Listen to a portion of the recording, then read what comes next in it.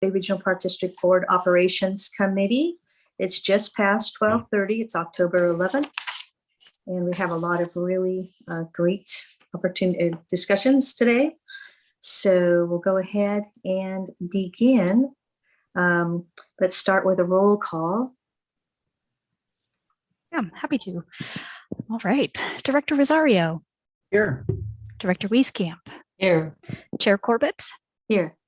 Acting AGM Steve Castillo. Here. Great.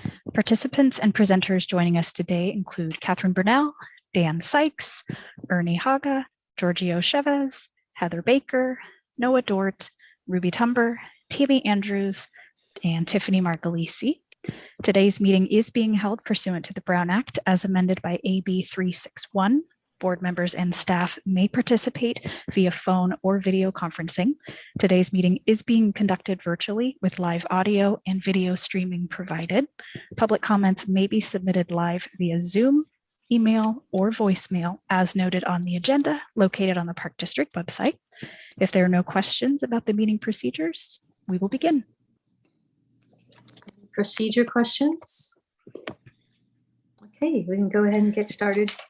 Thanks again. We're here, as I mentioned earlier, at the Board Operations Committee. And our first item on the agenda today is authorization to spend $90,712.40 for purchase and installation of downlink equipment. So real quick, Chair Corbett, did you want to formally change the order of the agenda so that we have the 2020? Yes. Okay. Yeah, that is true. Thank you. I'll just clarify that. Yes, we've had a change to the order of the agenda. We are moving item number 5, which is the review of the 2023 fee schedule district-wide. We are moving that up to item 2, thus shifting down all the rest of the items. So with that, we will turn it over to Noah Dort. Okay, thank you very much. Yes, we're going to go ahead with item number 5. All right. Hi. Review of the 2023 fee schedule district-wide discussion, and look forward to that. All right. Thank you. Before Noah begins, I wanted to interject. Hi, I'm Ruby Tumber, Acting Business Services Manager. As a reminder, this is an annual process to assess district fees for the upcoming year. Administrative Analyst Noah Dort will explain the details. But I did want to preface this by saying that in 2023, we are planning to conduct a comprehensive fee study to assess all district fees, as well as analyze cost recovery and create a cost allocation plan. The recommendations from that will feed into next year's fee schedule for 2024. But I just wanted to add that backdrop before Noah begins, and then I'll hand it off to him. Okay, and board members, do you know where we are? We're starting with item 5. Sure. Thank you.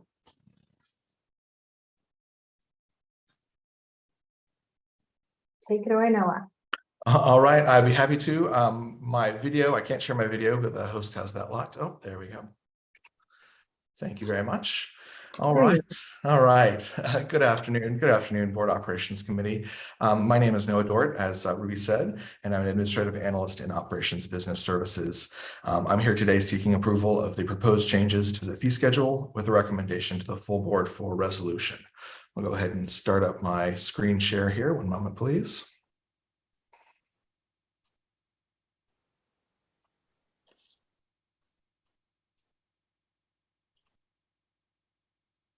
All right. I'd also like to add that there are 2 guests here this afternoon, and they should be available to answer questions on their proposal for operators of the event space at the Judge John Sutter Regional Shoreline. We are joined by Oakland Venue Management General Manager Andrew Jones and the Bridge Yard Sales and Events Manager Sterling James. That proposal will be mentioned soon, but first I will start with a brief overview and then move on to specific proposals. The fee schedule provides information on fees charged to the public. It includes fees from concessions operated throughout the park district, as well as park use fees specific to each park or district-wide fees. The fee schedule also includes administrative fees that may be charged to the public or occasionally other public agencies, such as document production, encroachment permits, and public safety fees and fines. The last page of the fee schedule shows Regional Parks Foundation memberships, but this is provided as information only. Those fees are set by the Foundation's Board of Directors. And please feel free to interrupt me at any time if you have questions. I might not see you based on the way the screen is set up at the moment. All right. Excuse me. The concessionaires and park district staff make recommendations for fee changes based on a variety of factors, including demand, operating costs, and market comparisons of similar services or facilities operated by other agencies and businesses in the area. The Board Operations Committee reviews the proposed fee changes annually in the fall, and changes approved by the Operations Committee are recommended for review and final approval by the full Board of Directors. Changes approved by the full Board of Directors are effective January 1st.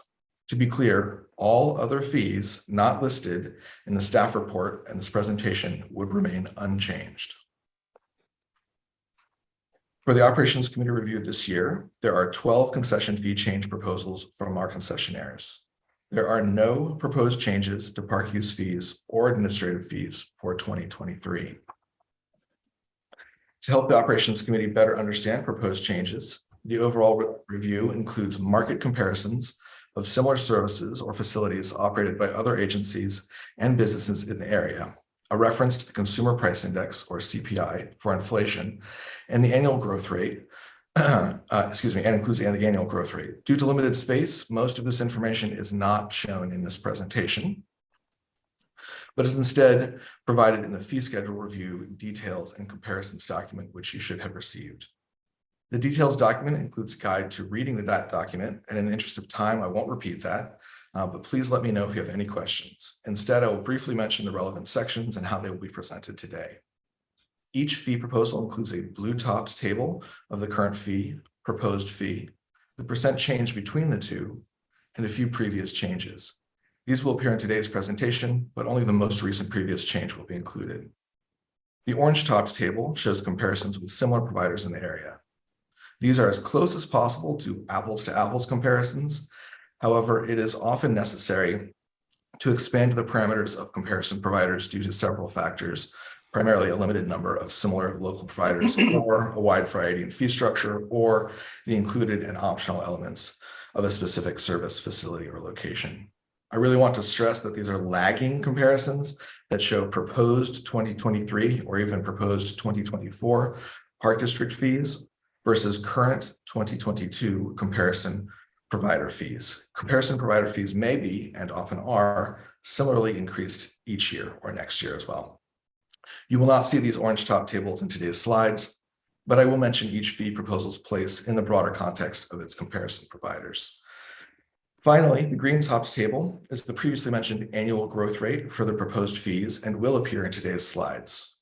The annual growth rate can be helpful in understanding how an infrequently changed fee would look if changes were instead made each year. The starting year for each proposed fee's annual growth rate was selected to be a recent fee change within approximately 5 or 10 years to more easily compare to the 5 and 10 year CPI averages that appear in the footer of each page of the details document. There are 12 concession fee change proposals from concessionaires this year.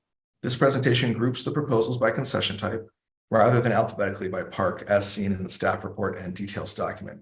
I apologize, but you may have to flip through the pages of the details document a bit if you're using that to follow along with this presentation. Broadly speaking, and perhaps most significantly, all of the fee change proposals are reasonable relative to the market of comparison providers, especially when considering, again, that comparisons are lagging. That is, proposed 2023 or 2024 park fees versus current 2022 comparison provider fees. As a note, reviewing the fees within the context of CPI or inflation is more challenging this year, as you can probably imagine. On average, CPI typically hovers around 3% each year, with individual years occasionally dropping as low as 2% or rising as high as 4.5%. You can see that in the approximate 3% in the 5 and 10 year average, CPI average, again, at the footer of each details document page. However, over the first 6 months of 2022, the local CPI, that's San Francisco, Oakland, Hayward, was on pace for a 9% increase for the whole year, 9% versus the sort of 3% average that we see. During the 2-month period of July and August, The local CPI actually dropped by 0.5%. However, that was primarily due to a drop in gas prices of about 16%. As you've probably seen over the past month or so, gas prices have been climbing again. And all of that is to say that proposed fee increases for next year are in line with the higher CPI we've been experiencing rather than the lower historical average. And a final note here, concession agreements require the prior written consent of the park district before increasing fees or instituting any additional services or charges. However, the agreements further state that, quote, consent shall not be unreasonably withheld, end quote, and that the park district, quote, agrees to approve any price changes that are below immediate competitor prices, end quote. Any questions before I move on? Okay. Now that we got the boring stuff out of the way. Sorry, all of it's kind of boring. No, I'm just kidding. I will none of it's boring. Okay, thank you. I appreciate that. I will briefly mention the basics of each proposal, but again, please stop me at any time if you have questions or want to discuss any proposal in more detail. All right, we start off with the equestrian group as a whole. We can look at these individually as well if you'd like. But here's our table here. When giving reasons for proposing fee increases, almost all of our concessionaires cited the rise in cost of labor, goods and supplies, fuel, and other services. All of our equestrian concessionaires also cited the rapidly increasing cost of hay. Equestrian operators proposed an increase of $55 to $100 per month for boarding and $10 to $20 for lessons. The Las Trampas Stables concession operator proposed the largest fee increase of $100 per month for boarding, but this concession is essentially catching up to the market after many years of no fee increases under a previous concession operator. Las Trampas Stables would still be at the low range of options available for boarding. The proposed fees for all equestrian concessionaires are reasonable, especially within the context of comparison providers. And unless you'd like to look at these individually, I can go ahead and skip through them. Please let me know if you do want to discuss any of them individually. I do have a question. Please.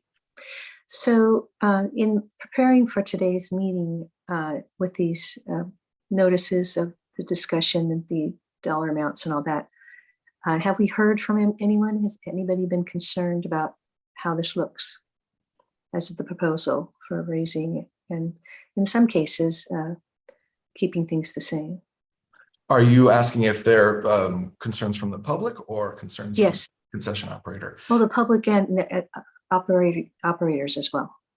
No, anyone. To my knowledge, not from the concession operators, at least not communicated to me.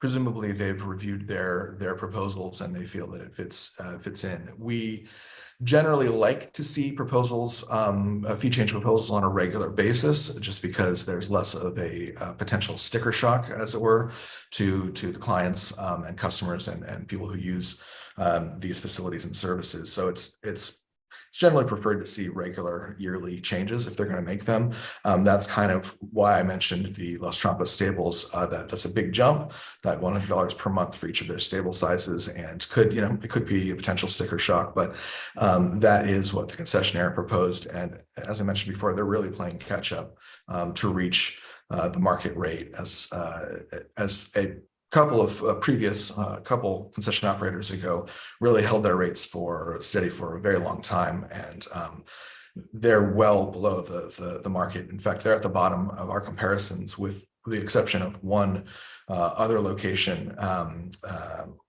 have to look and see what their the Hideaway Ranch in Castro Valley is at $475 per month. They actually called up that concession operator, or excuse me, that operator, and asked them how they kept their fees so low, and they said they really couldn't. They were running themselves out of business, and we're going to have to raise rates. In fact, they were asking what the proposals were going to be like for us, so that they could bring theirs up to that same level. So, and again, we're looking at, I just want to remind everybody that we're looking at 2022 versus 2023 comparisons.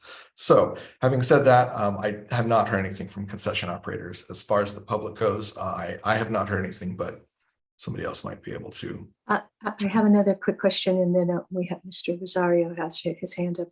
Do we, is this information made available for people to see this before this meeting? I'm not talking about the people who operate the facilities, but people who use the facilities? I believe the only way it's made available, made public, is via the public posting that we have on our website and anywhere else that it might be posted, because these fees haven't been approved. They haven't been reviewed and recommended yet by the Board Operations Committee or approved by the full board. So they haven't gone into effect. So at this point, they're just potential. But I believe that unless the concession operators are notifying their clients of the potential increase, and they really shouldn't be putting them forward as anything other than potential because they haven't been approved. But unless they're notifying the public, I believe the only way they would be informed of them is via our public posting. Yes, so they were posted publicly for this meeting. Correct. Okay, thank you. Mm-hmm. Mr. Rosario? Thank you. I'm just curious as to the vacancy rate in each of those stables. And then be interesting to track to see if their vacancy rate, if these rates are approved today, if their vacancy rates suffer throughout the year. So, but what is their current vacancy rate?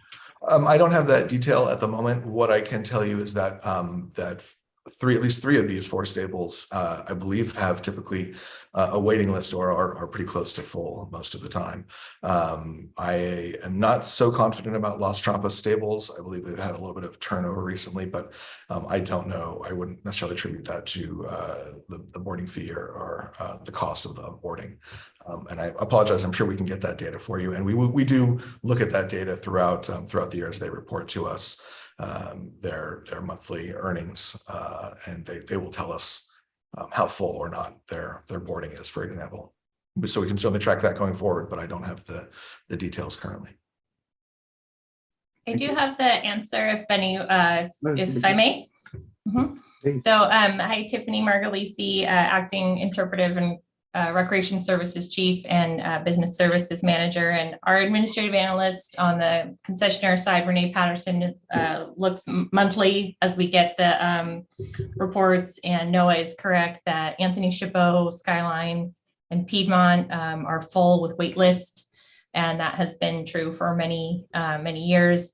Likewise, Las Trampas has typically had vacancies. That has also been consistent for many years, and we'll certainly, see if these changes would impact that. However, I just want to stress that, as Noah did, that this industry has seen a lot of impacts from the increase in price of hay and feed.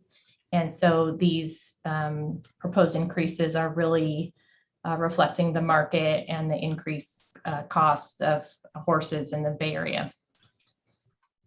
Thank you, Tiffany. Thank you. Okay, any other questions? We can go ahead. All right, Okay. I will move past the stables here. Please stop me if you do want to have any specific questions on them. See some nice pictures of them. All right. Okay. Excuse me. Lost my place here. Camp Arroyo is the Park District's overnight outdoor environmental education camp located in Livermore. It is also available for overnight conference rentals.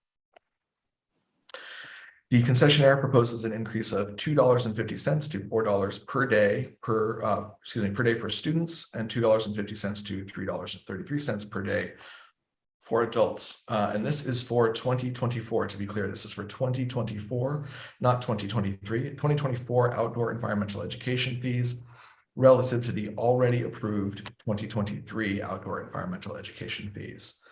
The concessionaire is also proposing an increase of $4 per night for 2024 conference fees relative to the already approved 2023 conference fees. And so just to be clear, they received approval through this process last year for 2023 changes. And so they're holding those same fees in 2023 as already approved. The proposed fees for 2024 are reasonable, especially within the context of the comparison providers. Next up is Board Sports at Crown in Alameda. The concessionaire proposes increases to all types of kiting lessons, windsurf lessons, windsurf camp, windsurf equipment rentals, wing, that's W-I-N-G, wing surf lessons, stand-up paddleboard classes, and stand-up paddleboard equipment and, equipment rental fees. The concessionaire has discontinued the one-day beginner group windsurf lesson, the longer kids windsurf camp, and the longer windsurf equipment rentals. All of those were discontinued due to low demand, though other versions of these lessons, camp, and rentals remain. The concessionaire has also discontinued kayak rental at this location due to a lack of storage space for the kayak equipment. The proposed fees are reasonable, especially within the context of comparison providers.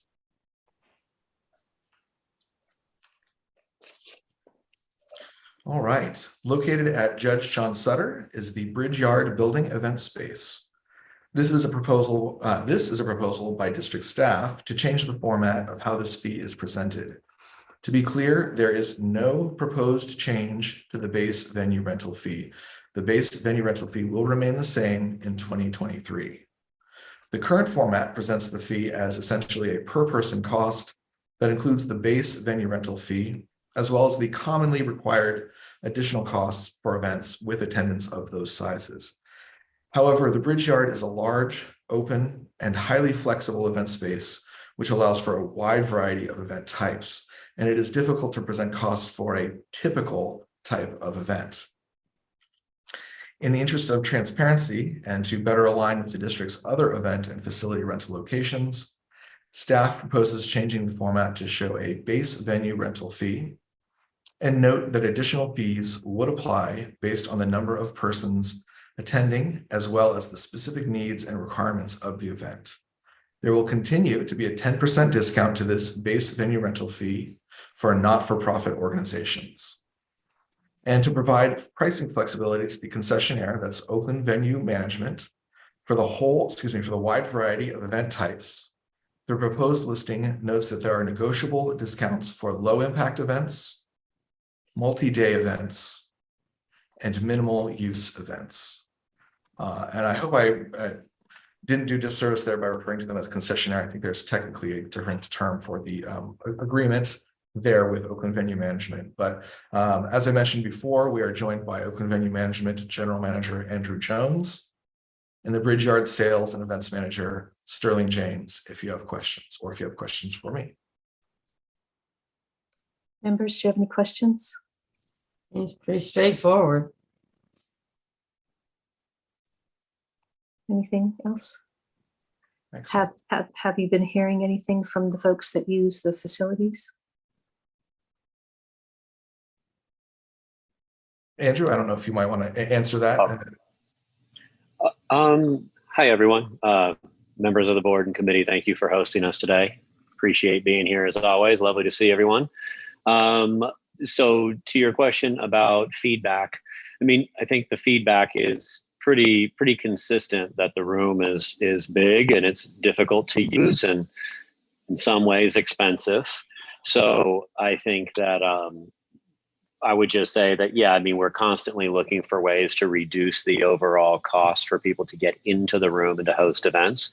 And to that end, you know, the team, your staff has been exceptionally gracious and caring about all the things that they're installing, purchasing, and the projects we're implementing to make the room more attractive and more cost effective. And I could give you just a few examples, like installation of a built-in sound system so that we don't need to rent sound systems for people for most events that we do there now. The purchasing of staging and other equipment so that it's there on site and you don't have to bring it in every time. So we're making inroads to make it more cost effective.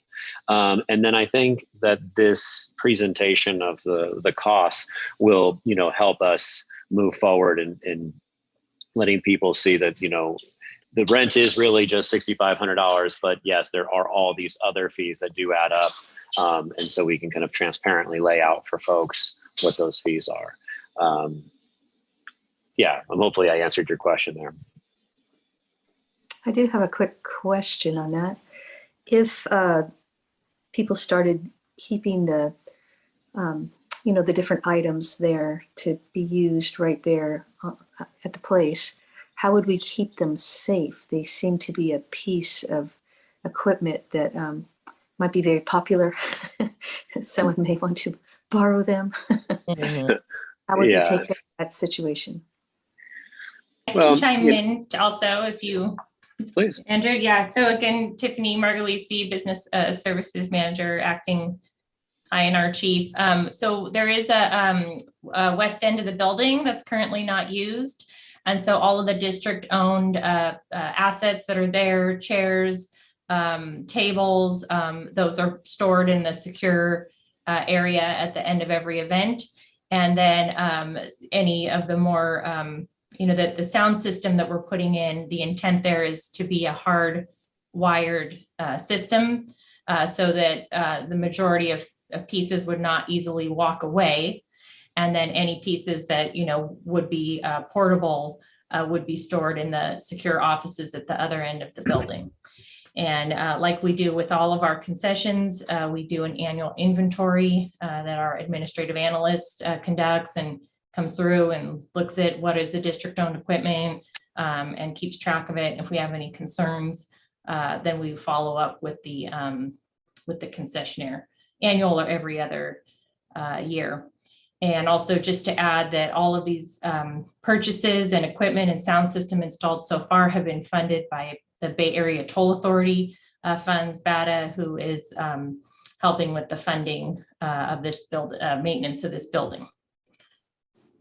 Okay, and Director Rosario, I see you have your hand up. Thank you. I just wanted to congratulate you on a successful year, and also your free event at the playground event was very well attended by the community, and I look forward to seeing more of those. My question is, with that success of that outdoor venue, is that a possibility for if someone wanted to rent the building but wanted to use that outside space, the parking lot as well? Absolutely. Yeah. So everyone, this is Sterling James. She's our sales and events manager on site, and absolutely amazing human being that has been helping us for the last year and a half now. So maybe I'll let Sterling weigh in on the kind of inquiries for the outdoor space and our general approach. Thank you. Hello, everybody, and thank you so much for having us. Today we had a wonderful site visit, just for example, with the organization that Steph Curry and his wife run, which is Eat, Learn, Play. And they're going to be doing a Winter Wonderland event at the Bridge Yard this winter, this early December. And they'll be giving presents and food to upwards of around 1,000 different individuals and hundreds of different families. And they're going to be activating not only the interior space, but also what we call respectively the courtyard and the raised terrace, of which we're actually looking at an image of right now. The lot directly in front of the venue that was activated during the playground event. They're not 100% sure exactly what they're going to do there, but they're talking about using it for food trucks or for a possible kind of a fake ice skating rink. They're trying to figure out some way to do so the kids can play with snow and snowballs. And then that may extend into the West Overflow as well, which is part of our concessionaire's agreement as well. So the West Overflow may just be used for parking, but they're going to have golf carts where they'll be able to transport people to and from their vehicles with their gifts and with their turkeys, and they're going to have Santas dressed up. And so, there's lots of opportunities, whether it's just a two-person coming in to do a photo shoot because they want our background and our views, or a 1,000-person event activating indoors and outdoors for a not-for-profit event. Lots of opportunities there, and even more opportunities when we have the ability to perhaps just rent the courtyard and the terrace, or just rent the West Overflow separate from the building, which is included in some of this new language. Well, thank you. That's very, very positive news. Thank you. Makes us very happy. Thank you. Yeah, thank you. Fun. Sterling, would you just also make an announcement about the Bonsai Exhibition? Because this is kind of a one-of-a-kind event. Just real quick, since it's coming right around the corner. Sure. Bonsai, it's the Pacific Bonsai Expo, and it's a 2-day event, a 4-day rental, because they're going to do 2 days of load in. It is November 12th and 13th, expecting folks from all over the world. Actually, it's a very specialized group of fans and fanatics who are bonsai people. And they're going to be activating indoor majority for this event. I think they were just because of any possible inclement weather, we're going to have just a few tables and chairs outside, opportunities for folks to go up on the terrace and photo ops and, you know, Instagram moments. But the majority of the lots will be used for parking, as folks will be coming in and purchasing trees that could be sizable that they're going to need to load into their vehicles. But yeah, it's on Pacific Bonsai Expo again, and I'd be happy to share a link, but it's going to be absolutely gorgeous because of course the building kind of showcases itself like a greenhouse, and they've done some really fun marketing and have been very inclusive of the Judge John Sutter Regional Shoreline Park in their marketing. Great. Yeah, thank you for more great news. Thank you so much, Andrew and Sterling. I really appreciate your time. Thank you. Thank you. Yeah. Thank you all. Thank you. All right. Moving on to our golf concessions here. Excuse me, this is the Lake Chabot, Redwood Canyon Public Golf Course at Lake Chabot. The concessionaire proposes increasing most green fees by $1 to $4, as well as a $1 increase in the 18-hole cart fees and a $2 increase in the 9-hole fee, the cart fees for 9-hole, seniors, juniors, and twilight use. The concessionaire is removing the general 9-hole option and will instead offer an early bird back 9 option. The concessionaire states that it's not practical to sell a 9-hole fee to a golfer starting on the first hole, as they cannot control if they play more than those 9 holes. And they note that this same 9-hole option is at the Tilden Park Golf Course. Now, the proposed fees here are reasonable, especially within the context of comparison providers. Staying with the golf group, next is the Tilden Park Golf Course. And the concessionaire here, same concession operator actually operates both of these. They're proposing an increase in most green fees by $1 to $4 as well, and a $1 increase to cart fees. And once again, the proposed fees here are reasonable, especially within the context of the comparison providers. All right, one of my favorites. This is Mud Puppies Tub and Scrub at Point Isabel. And the concessionaire is proposing an increase in the prices for basic wash from $2 to $7, which varies by the dog size, and an increase in self-serve wash by $2, and an increase of nail trim without wash by $1. We do appreciate that they are changing their fees most years. They update them, so it's not, again, a big sticker shock. It's a little bit hard to make comparisons here, as most places offer some level of trim, grooming along with their dog wash. But generally speaking here, the proposed fees are reasonable, again, especially within the context of comparison providers. And really, this is a unique location where you can let your dog get as dirty as you want at Point Isabel, even run in the bay a little bit there, and then get a nice dog wash and have your dog nice and clean to get in the car for your drive home. Okay, just a moment, please. Yes, please. Director Rosario would like to ask a question. Oh, we can't hear you, Dee. Yeah, I just wanted to know how they're doing with their East Bay mud water allocation, if they're able to stay within their limits. That's an excellent question. I apologize, but I don't have detail on that. Perhaps Tiffany has that as well on this one. I'm not sure about their water use, if they're having trouble. We'll follow up. I haven't received an update on that. That's a great question, and we'll let you know what we find out. Great, thank you. Thank you. All right, thank you. Okay. All right. This is our Tilden merry-go-round, another one of my favorites to see. The concessionaire here is proposing a $2 increase in the fee for multi-ticket books only. To be clear, the one ride ticket fee would remain the same at $4 in 2023. This increase will result in one free ticket relative to single ride tickets purchased when a book of 7 is purchased. In other words, if they were purchasing 7 individual tickets, a ticket book would result in 1 free ride. Currently, if they were to purchase 7 individual tickets at the and compared to the multi-ticket book, that would result in 1.5, if you could look at it that way, free tickets, but still very, very reasonable. And again, they're not changing the 1 ticket ride price there. And finally, in our amusement group, also at Tilden, we have the Redwood Valley Railway, also known as the steam trains. The concessionaire proposes an increase of 50 cents to the single ticket ride fee and $2 to the 5-ticket family card fee. Children under 2 years old will continue to ride free. And again, always fun to make these comparisons here with the merry-go-round and the steam train, but the proposed fees are reasonable, especially within the context of the comparison providers. And finally, staff recommends that the Board Operations Committee approve and recommend to the full board the fee schedule changes as detailed in the report and described in this presentation. Right. Any questions? Any additional questions, anyone? Seems good. Director Rosario.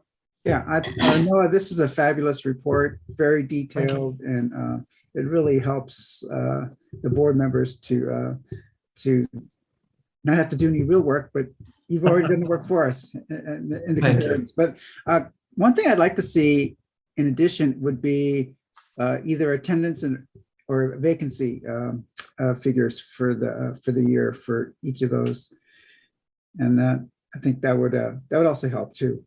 Sure. And then regarding the Camp Arroyo, are we going to get a report on their activity for the year? Does that come here to the operations? Yes, it will be at Operations Committee next month. We'll be getting a recommendation on the new operator agreement, continuation of the operator agreement, and the renewal after over 20 years of the Taylor Family Foundation agreement next month at this same location. Great, thank you very much. Excellent report, thank you. Thank you. Thank you, Director. To say, Noah, you're always so meticulous. Oh, thank you. And I appreciate that because this is one place you really have to be. So thank you for doing that for us. Thank you. I appreciate that. And I have a quick question. Has the board or the committee of the board ever taken a little field trip to some of the places where fees are charged, just to discuss, the purpose for them, the worth of it, why we chose them, and etc. Have we done that ever?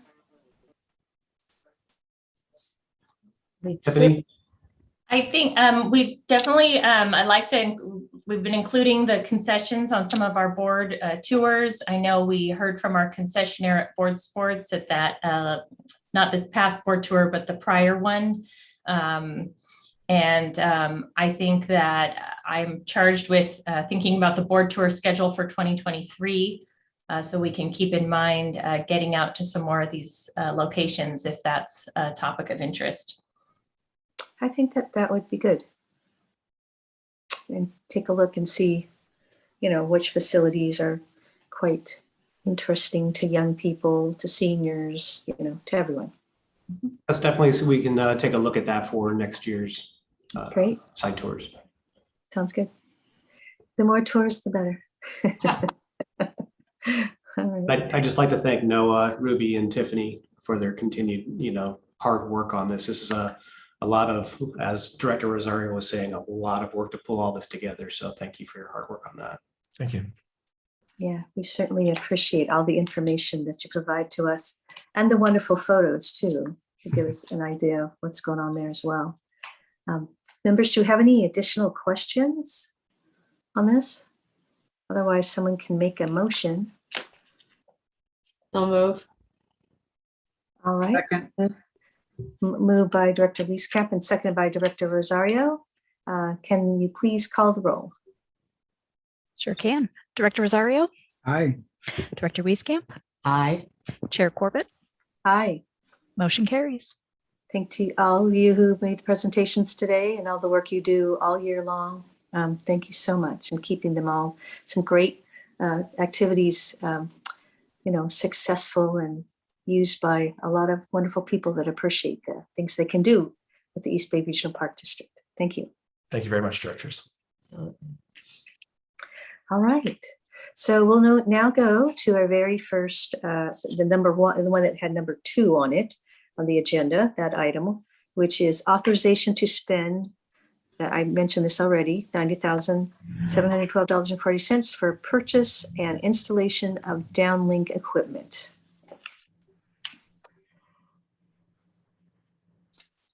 Yes, good afternoon, members of the board, staff, and everyone present. Thank you for the time and opportunity to come and speak today. I appreciate it. My name is Sergeant Haga, Chief Pilot of the Air Support Unit. For this proposal, the Public Safety Department is respectfully requesting approval to use available funds for a downlink systems equipment. Next slide, please. Oh, Sergeant, I believe you have to start the slideshow. Okay, I have an assistant. So there you go. Great. There we go. Probably Next need to slide. take the little side slides off and just have the main one.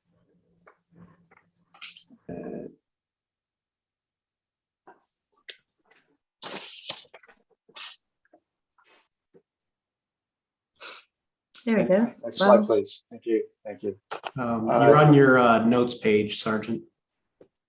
Yeah, if you end this presentation and then go slideshow and play from beginning, it should give us the slideshow.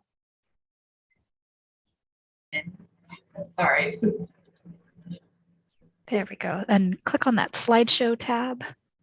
Whoop. Go back to your PowerPoint. There we go. Yep, right there. And then from beginning, all the way on the left. That usually does it. No. No. Try the view options. Or just,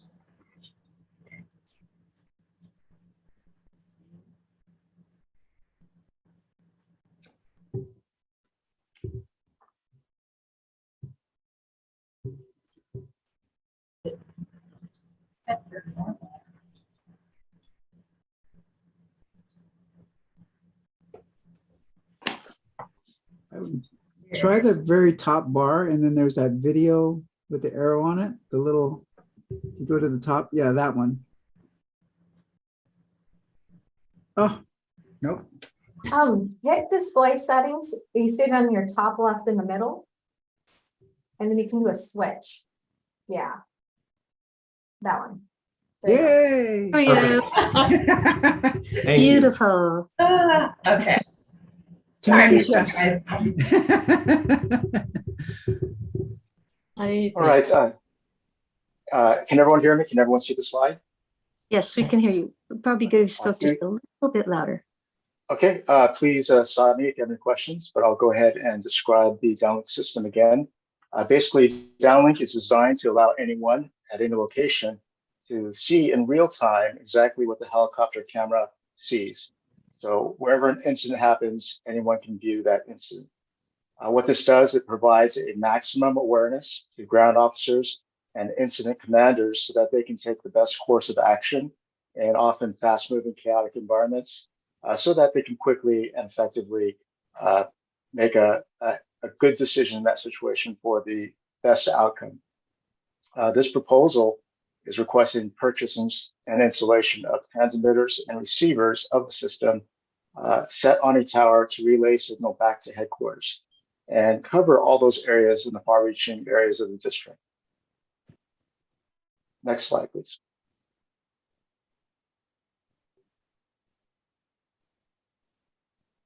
Okay, I will start off by saying that Eagle 8 is outfitted with a transmitter currently.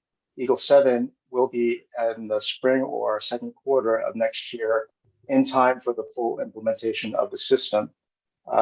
The transmitter and receiver that we're requesting will be set upon a tower in the hills above Bishop Branch. And to describe again how this works for us, it's when a helicopter overflies a scene, we can scan the scene with our camera and send images to a relay tower, which then sends a signal further back to the base station at headquarters. The images then get integrated into the public safety information services system and then becomes available to authorized users through the intra and internet. This means that an officer at a scene or en route to a scene can pull up images and track what's happening real time so that he or she knows what to expect and can prepare for what's to come. And that means a sound tactical strategy to employ once they arrive to the scene. This also means that the incident command on the ground nearby can immediately begin managing the situation. It also means that the commands can guide and direct as necessary from back at headquarters or from an emergency operations center. Next.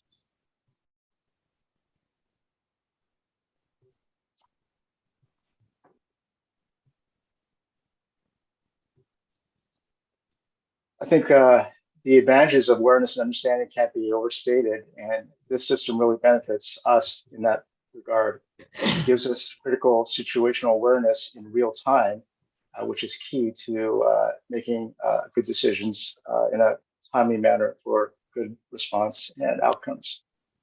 This system particularly is good because it allows accessibility to anyone, anytime, anywhere for a coordinated team effort in the response. This is particularly significant in responses to high impact events, natural disasters, wildfires, floods, earthquakes, active shooters or other terrorist attacks, civil unrest, and any other crisis event. The bottom line is that this can more properly and safely resolve conflict and danger for the public. Next slide, please. I apologize, this is not the most updated slide. It's quite all right, thank you.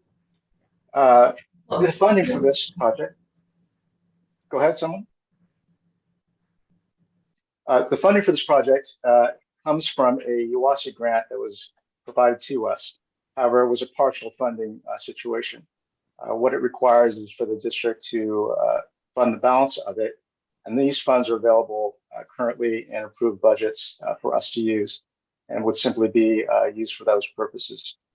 No extra funds will be required in this request. Next slide. And staff recommends that the Board of Operations Committee approve and recommend to the full board the purchase and installation of downlink system equipment for a total cost of $90,000 to the district. Balance of the full price with the UASI grant. Next slide, please.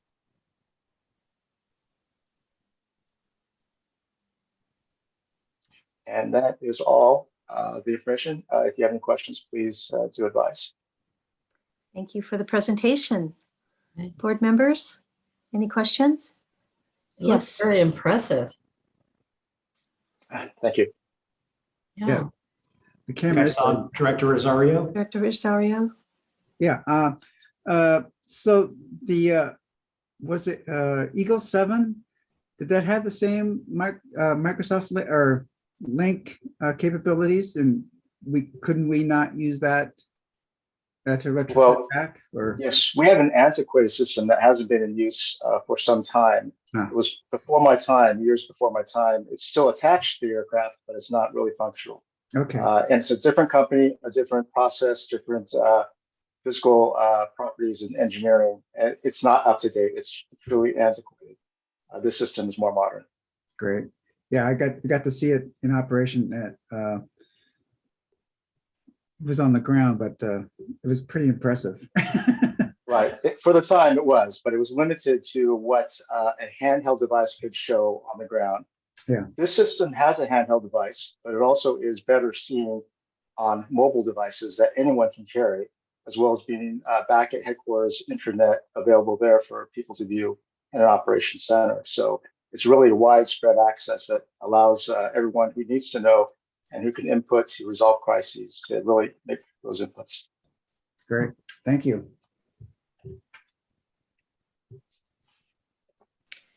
I have a quick question. In the information that is collected Are there any special things we have to be concerned about in the way the information is passed on in order to make it information that can be used if it has to be used in a, in a court case? You know what I mean? Yes, right. It will be integrated into our secure system first and foremost. So it will be secure. And then what videos that we actually record and maintain, we can incorporate into our evidence system. It won't be looked as something that was collected and maybe wasn't collected in the right way, so that can't be shared with the public. Everything that we record on the aircraft today can be recorded and saved and stored on a device. We can transfer that device into the secure system, and that is not restricted in the sense that we do not try to hide anything. It's all available. We act according to procedures so that we use the camera only in the proper circumstances to begin with.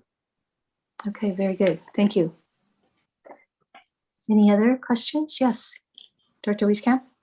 In the case of like a fire, and there are other agencies involved in fighting it, could we then just share it with them if they have capabilities? Absolutely. What this is done, how this is done is we have a system where we give authorization codes. Once they have that code, they can log in and see whatever is in the system. It just seems these days with the fires and so many different agencies getting in there, it makes sense to share information. No, so even a larger operations center can do this, just like our own headquarters can. Good, good, good, good. Any more questions? All right, thank you for all that great work and putting that together to help us understand. Thank you. And thanks for doing good work to make sure we're, our employees and our folks that live in our communities and our workers can be taken care of this kind of information. Thank you very much. Thank you. All right. There's no other questions. Would someone like to make a motion? I will move that we accept the recommendation. I'll second. Okay, moved by Director D. Rosario and seconded by Director Ann Wieskamp. Please call the roll. Director Rosario? Aye. Director Wieskamp? Aye. Chair Corbett? Aye. Motion carries. Yay. Very good. Thank you very much, everyone. You're very welcome. Thank you. Thank you. Absolutely. All right. And then our next item is authorization to spend $85,000 for purchase and installation of a Traca-beam searchlight. Yes. Hello again. Hello again, Sergeant. Yes. And thank you again for this opportunity, and respectfully request approval for use of available funds, no extra funds, for a helicopter searchlight. Next slide, please.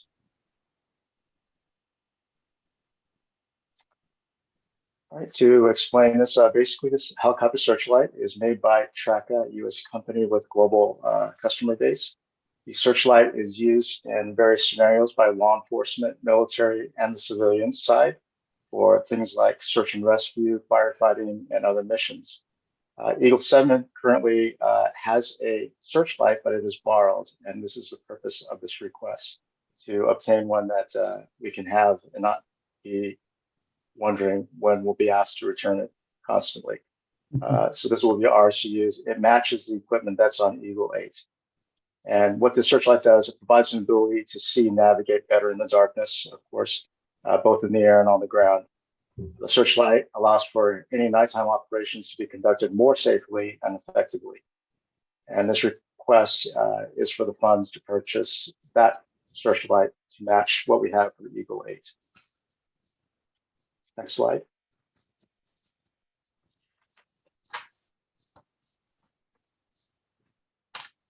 Some information on the searchlight system itself. It provides a high intensity beam of light from the air, and that provides illumination to the ground for any incidents that we may respond to. Lights up the ground significantly so that we can see the scene itself and any objects or persons on the ground. The The light itself can be used by itself, or it can be synced and integrated with our camera system so that it slews to wherever our camera is pointed, which is very helpful. It provides clarity, depth of perception, awareness of surroundings to better assess situations. Very helpful for security checks of park areas, and valuable for car and pedestrian stops. Crucial in calls or landings where lighting is unavailable. The light is designed with features to support these and other missions, including navigation, surveillance, and training. Next slide, please.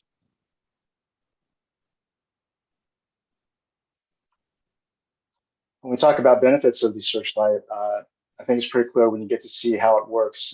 Very much amplifies light availability, much more immensely over what we have available to us now, which are car lights, headlights, spotlights, and flashlights, night and day, literally. Very variability there.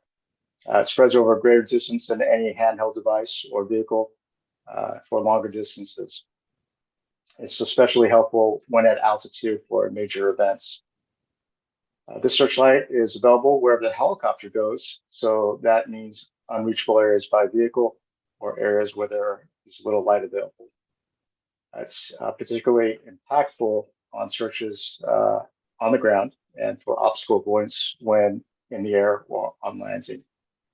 The bottom line for the Searchlight is it provides that visual acuity that we really need in nighttime environments, and that can't be found otherwise with any other smaller device. And this translates to officer safety and flight safety. Next slide, please. To fund the Searchlight, we have funds available. Funds were already earmarked for some gearboxes that have not timed out yet. So we are using those funds basically to help pay for this product. And that would cover all of the costs. No additional funds will be needed in this case. And it'd be a simple transaction. Next slide, please. Request that the staff would recommend to the Board of Operations Committee, and the Board of Operations Committee recommend and approve for the full board the purchase of the installation of the Searchlight for a cost of $85,000. Next slide, please. Thank you. And any questions? Thank you. Board members, questions? Director Rosario? Yes, thank you for the presentation. I'm supportive of the purchase, but question, how often do we fly at night? We fly on a regular basis per FAA requirements just to maintain currency. We also fly every time we are requested, which would be the case where our agency or other agencies request our assistance for nighttime or early morning surveillance, warrant service, or other missions. So in the summertime, we would fly more than we would in the wintertime. But oftentimes in the past, we've used these Searchlights to find lost hikers that ventured into the parks past hours and couldn't get their way back to their cars. Great. Thank you very much. Thank you.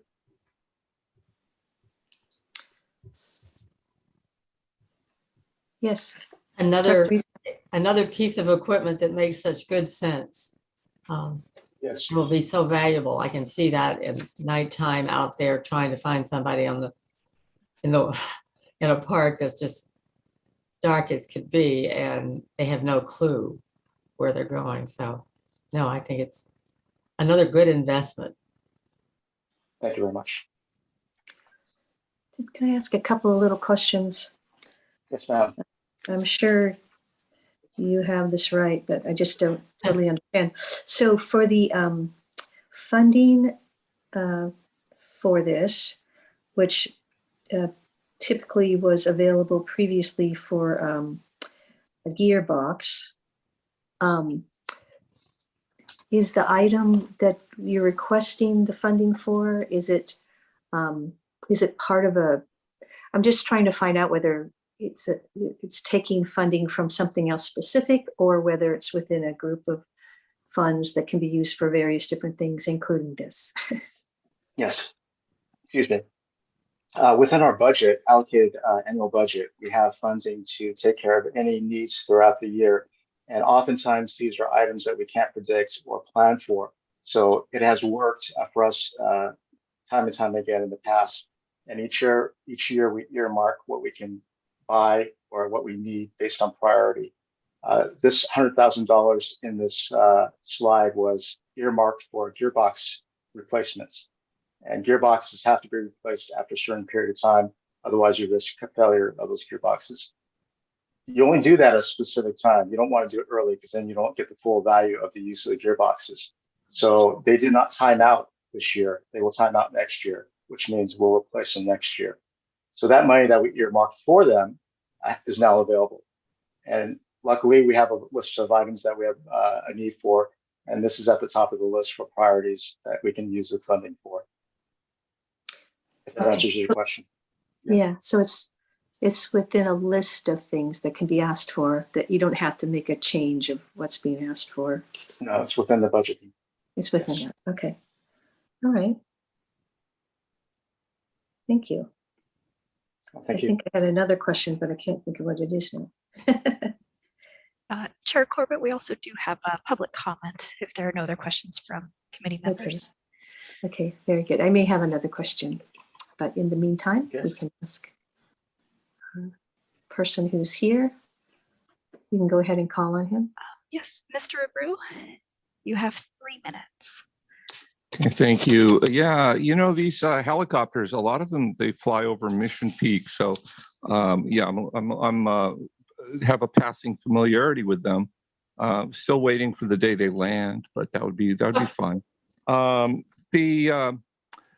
When it comes to the helicopters, a little secret of the helicopters is that they fly about 230 hours per helicopter per year. That's what you've been doing according to your records. So if you look meticulously at the accounting records of your helicopter flight hours, 230 hours. And another little secret here is when you see them flying around, you usually see them in the daytime. 230 hours, not a lot of hours, and most of those hours are daylight flights. I too, if I was a person who was concerned with my personal safety, or a helicopter pilot, I too would tend to fly in the daytime. So I'm not. I laud you. I applaud you for that, for flying around in the daytime, because that's when most people are awake and when a lot of things are more interesting things are happening. So now, when it comes to flying around and buying a light, how many hours you're going to be up in the air per year to where it's dark enough to where you could actually turn on the light and have the light be useful? You know, just a question here. You know, and then also, how is it that this police department, when it comes to the accounting, it can have its cake and eat it too? You know, that's a famous question in philosophy. It also applies to accounting. So you take this money that was going to be for the gearbox, and now you instead of having a gearbox, you have a light, a searchlight, or whatever it is. So what happened to the gearbox? Where's the money for the gearbox going to come from in a few months, next year? How are you going to get magically? How's that money? It's a magical method of when you spend the money, it's just automatically replaced. How does that work? That you can have your searchlight and have a gearbox too. It's amazing to me.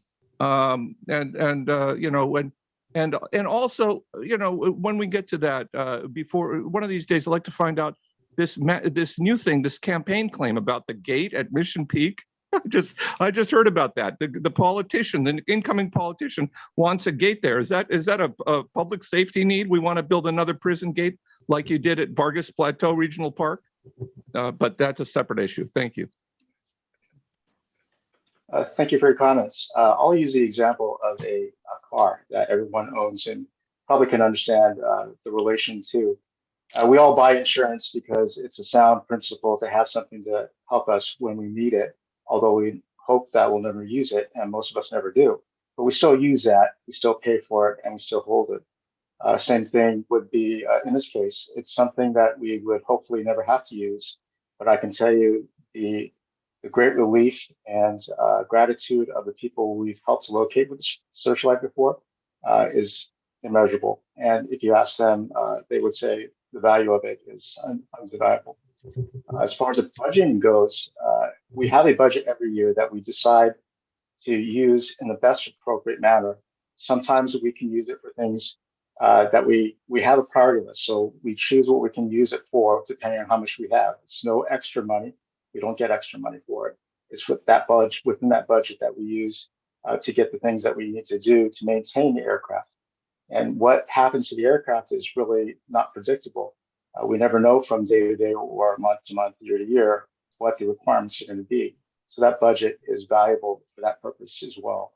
So I hope those answer your questions. And Sergeant Haga, just to reiterate, I think you mentioned that you're being fiscally responsible as well, because to replace the part at this time would have been premature for the timing of the hours that were on that part. Is that correct? That is correct. Great, thank you. Thank you very much, Sergeant, for the explanation. Something we already knew, that you were following the rules. So appreciate that. And look forward to all the good work that will be done as a result of your requests. Thank you. It's pretty obvious you're asking for something that will do good things. Thank you. All right. Anybody else have questions? All right. Would someone like to make a motion? So moved. All right. Second. Moved by Di Rosario and seconded by Ann Wieskamp. Go ahead and call for the vote. Director Rosario, Aye. Director Wieskamp, Aye. Chair Corbett, Aye.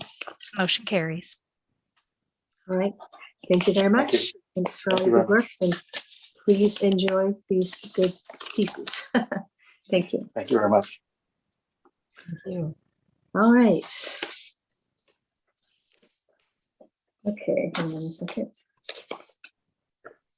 All right, item number 4, we have an approval of recommendation for Lake Chabot boat rental and food concession request for proposal response and a new agreement for Lake Chabot Regional Park. Go ahead with that presentation, please. Thank you for the introduction. Hi to the committee again. I'm Ruby Tumber, Acting Business Services Manager. And I will share my screen now.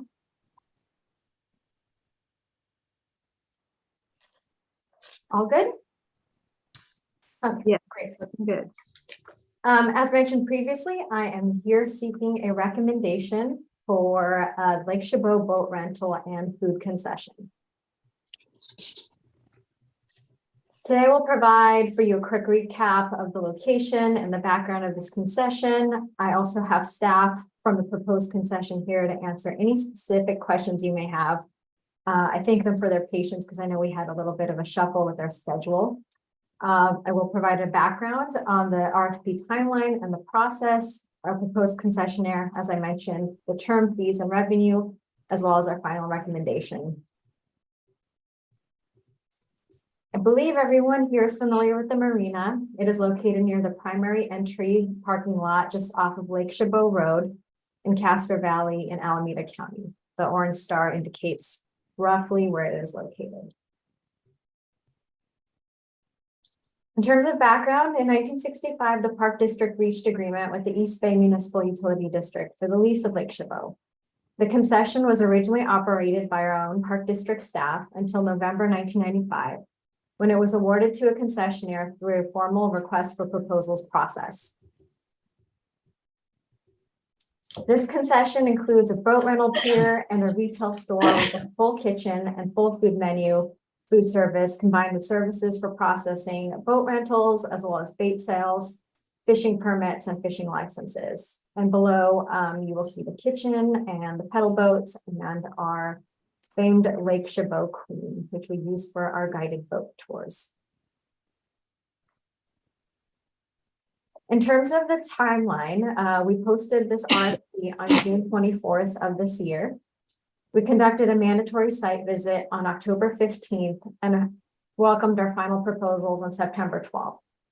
We conducted interviews in late September on the 21st, and we are here today seeking a recommendation to hopefully go to the full board of directors in mid-November.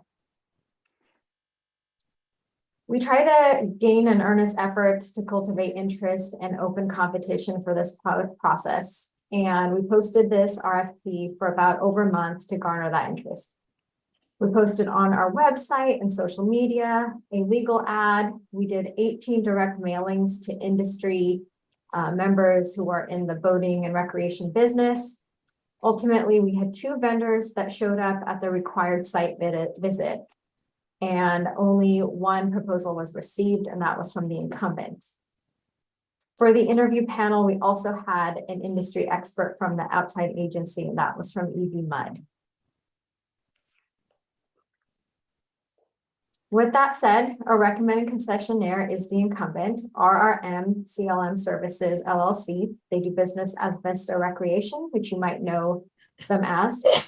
They've been our operator since 1995, and we selected them partly because of their strong desire to work as a public-private partner to propel the goals of the district.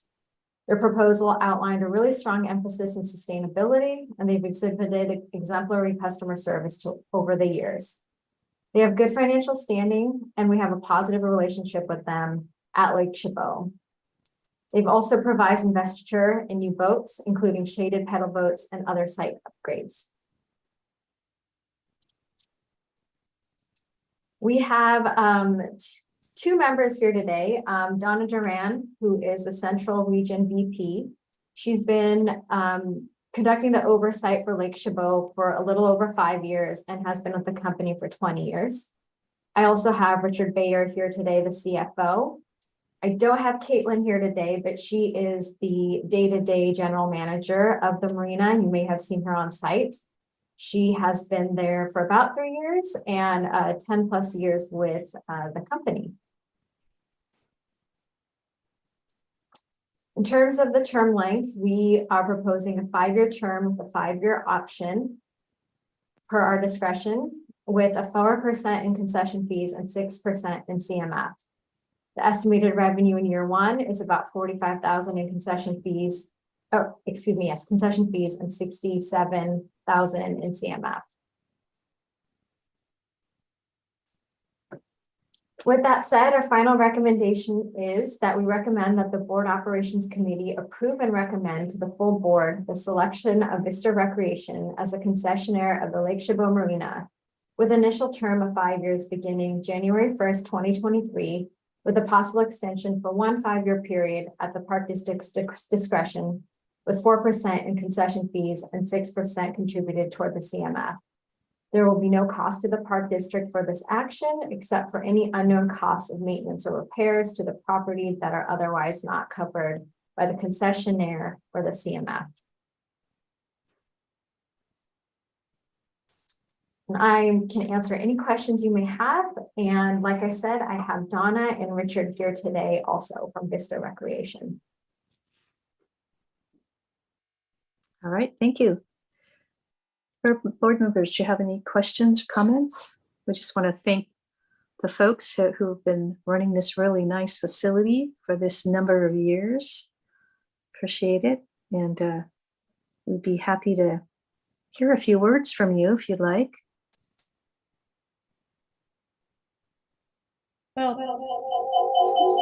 Oops, echo. Can you hear me? Oh, wow. You have an echo. Okay. Hi, it's Donna. Nice to be in front of the board again over the years. I know many of you. Yes, we've been there for many years, and our staff loves the park. Our general manager there has grown up with the company and has done an excellent job.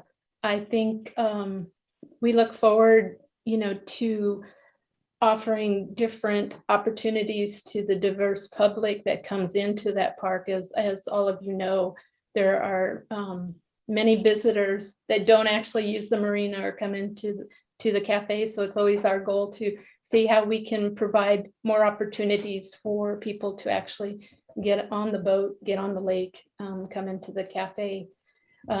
We did this last season, just purchase a new 6 new patio boats. And they're gorgeous. And we are running promotions on those boats. Here in October, we're running a fall Halloween promotion, and we've reached out to 5-10 families and different school groups, different ethnic groups to come in and have a program on the boat and get to see the lake. In the proposal, we've added addressed a bunch of enhancements that was in the RFP as far as interpretive programs, sustainability, trying to use possibly, if the district approves it, some solar to charge our batteries. And we have great customer service and returning guests and returning fishermen and that love to come down. And we look forward with your approval to be there another 5 years, and maybe with the option of 10. Thank you very much. Glad you like it here. It's a beautiful facility. I'll have to say I've been around for a long time and probably have visited most of East Bay Regional Parks and the staff there at Lake Chabot. The agency and our staff take wonderful care of that facility. And I'm always proud to be a part of that and to go visit it. Thank you. It's so nice to hear that. Thank you. Mr. Baer, did you want to say something too? I just appreciate your consideration. Thank you. Oh, we can't hear you because of your... You know, I think it would be so great that they're reinvesting there. They know what's needed. They've been in business there long enough that they know what their customers like and would appreciate. So thanks for being so good. Every time I drive by that park coming into the district, it's like, how many customers do you have coming every day? It's just especially now. Incredible. You are a popular park, and I know you're part of that. So thanks. We appreciate it. And Mr. Baer, did you want to say something with your microphone on? You have to turn that little thing. It's still on. You can hear me. Yes. Thank you. I'm sorry, we're having some audio issues here. Appreciate the opportunity to continue to do business. We've been with the Park District for a lot of years, and it's one of our showpieces. We're just excited to continue our relationship with you. Thank you. Thank you, Mr. Baer. We appreciate you too. Mr. Rosario. Hi, thank you.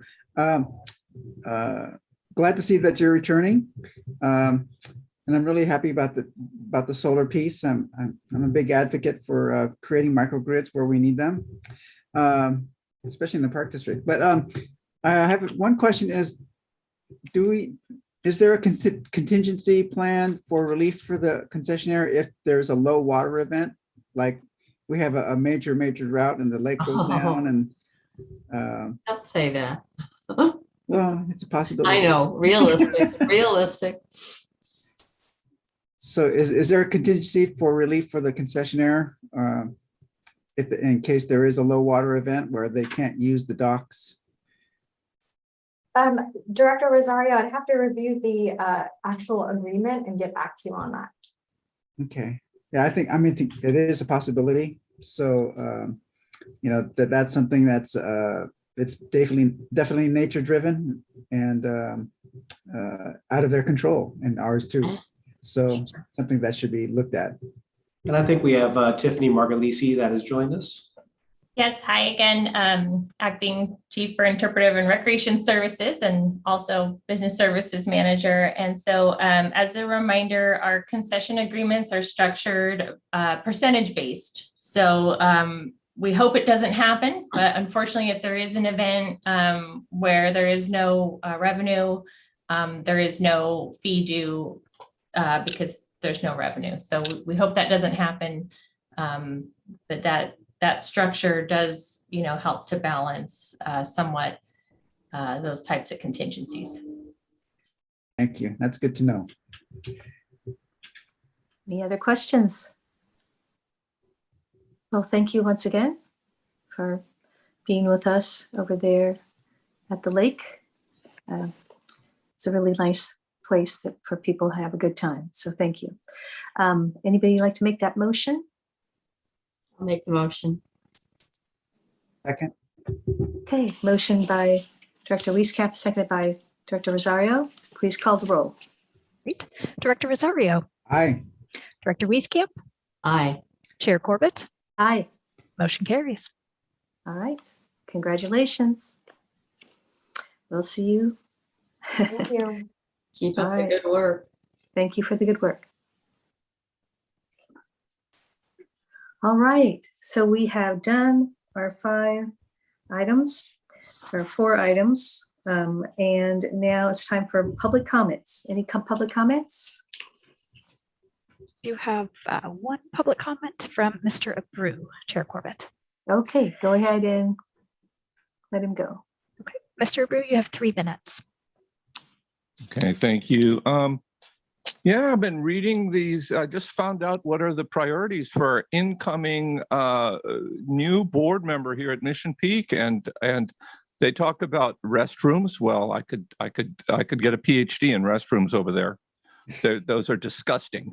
And the operations department 7 years ago told us those restrooms were temporary, and 7 years is a long time for a temporary porta potties.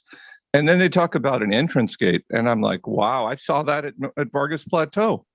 Vargas Plateau had an entrance gate, reminded me of a state prison, and it didn't last that long. I guess those prison gates, they don't go well in regional parks, just not the right look that the local residents want in their regional park. And that was a good lesson, but apparently it didn't get to the new incoming director, who doesn't live very close to Vargas Plateau, doesn't understand the needs of the local residents, and then talks about what existing parking lot. So now this sounds like we're not going to add any parking spaces, does it? But of course, what was on the board priority list was an 80 parking spaces, right? About 80. And what was on the approved budget was what, 340 parking spaces? So now we have 3 different numbers, and only one of them is board approved. 340 parking spaces, board approved, but that's disappeared. And what happened? What when I write to your staff and I ask, where is this plan? Where is the money? Where's the plan? Where's all the Mission Peak parking lot upgrade? You know what your staff says? Silence. Silence. I find it hard to believe that they could lose all those documents. Was anybody here in September of 2016 when you voted to approve the 340 parking spaces? Was anybody here? I think some people were here. Some, of course, it was a long time ago, but so we need to bring back. That's what documents are for. Even when people retire and you hire new people, they can go back and review the old documents and they can see what the board approved. We don't have to imagine that the board approved an 80 parking space or whatever this new plan is that is on hold and isn't really moving ahead. I'd like to ask if could somebody ask staff to reply to emails, and let me know what's going on with the Mission Peak plan, because I don't recognize the new plan at all. It looks like a parasitic project, as I like to say. The magician's hat, the rabbit. Thank you.